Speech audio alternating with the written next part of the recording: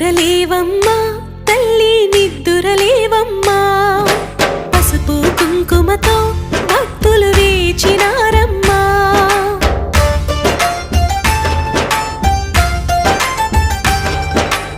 నిద్దురలేవమ్మా తల్లి నిద్దురలేవమ్మా పసుపు కుంకుమతో భక్తులు వేచినారమ్మా నీవే దిక్కని మహిమలు పెక్కని నీకే మొక్కితే తొలగును